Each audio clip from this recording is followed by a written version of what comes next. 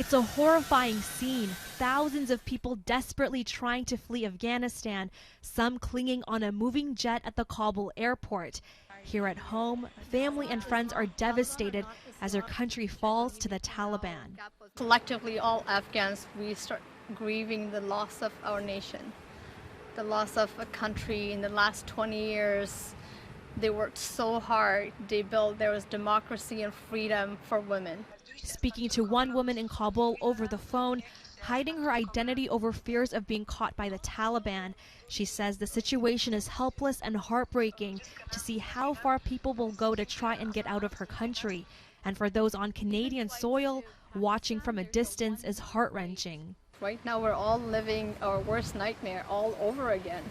I mean, we're lucky, we're fortunate that we're here, but the rest of our family is there. And it's not just the fear of my family, it's that nation, that country, our people.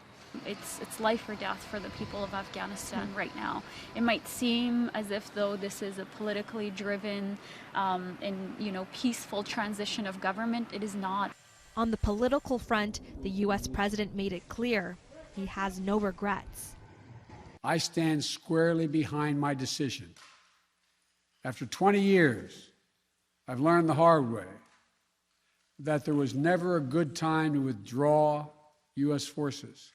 Despite feeling helpless, many in the diaspora are trying to find ways to assist those back home.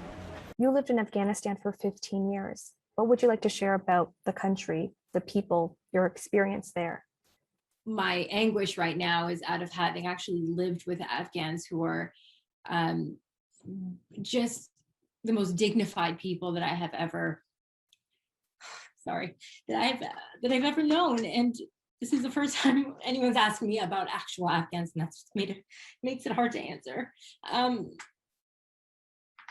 don't know how to put in a sentence what I wish people knew. They're dignified people with a history of 5,000 years, and they've been played with, and now they've been conquered. Afghan Canadians across the country are calling on the government to expand the Afghan resettlement program, provide immediate humanitarian aid, and protect those, especially most at risk, under the Taliban regime.